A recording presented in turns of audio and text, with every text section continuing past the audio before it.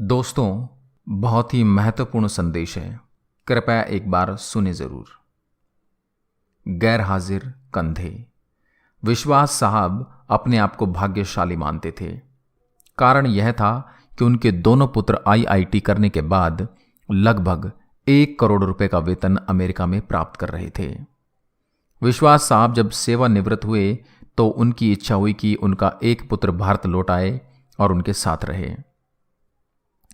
परंतु अमेरिका जाने के बाद कोई पुत्र भारत आने को तैयार नहीं हुआ।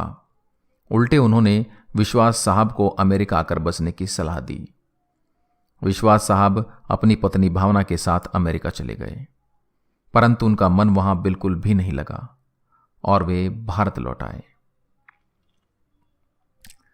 दुर्भाग्य से विश्वास साहब की पत्नी को लकवा हो गया और पत्नी पूर्णतः पति की सेवा पर निर्भर हो गई। प्रातः नित्यक्रम से लेकर खिलाने पिलाने, दवाई देने आदि का संपूर्ण कार्य विश्वास साहब के भरोसे पर था। पत्नी की जुबान भी लकवे के कारण चली गई थी। विश्वास साहब पूर्ण निष्ठा और स्नेह से पति धर्म का निर्वाह कर रहे थे। एक रात्रि विश्वास साहब ने दवाई वगैरह देकर भावना को सुलाया और स्वयं भी पास लगे हुए पलंग पर सोने चले गए। रात्रि के लगभग 2 बजे हार्ट अटैक से विश्वास साहब की मृत्यु हो गई। पत्नी प्रातः 6 बजे जब जागी तो इंतजार करने लगी कि पति आकर नित्यक्रम से निवृत्त होने में उसकी मदद करेंगे। इंतजार करते करते पत्नी को किसी अनिष्ट की आशंका हुई। चूंकि पत्नी स्वयं चलने में असमर्थ थी, उसने अपने आप को पलंग से नीचे गिराया और फिर घिसटते हुए अपने पति के पलंग के पास जा पहुंची। उसने पति को हिलाया डुलाया पर कोई हलचल नहीं हुई। पत्नी समझ गई कि विश्वास साहब अब नहीं रहे। पत्नी की जुबान लकवे के कारण चली गई थी, अतः किसी को आवाज देकर बुलाना भी पत्नी के वश में नहीं था। घर पर और कोई सदस्य भी नहीं था। फोन बाहर ड्राइंग रूम में लगा हुआ था। पत्नी ने पड़ोसी को सूचना देने के लिए घिसटते हुए फोन की तरफ बढ़ना शुरू किया।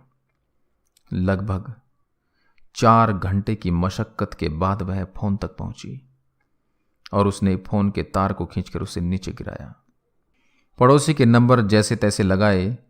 पड़ोसी भला इंसान था।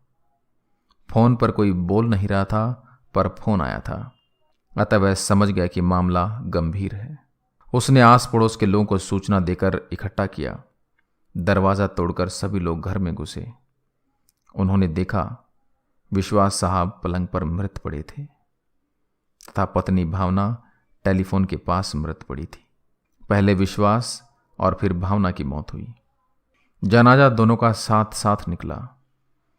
पूरा मोहल्ला कंधा दे रहा था, परंतु 2 कंधे मौजूद नहीं थे जिसकी मां बाप को सबसे ज्यादा उम्मीद थी।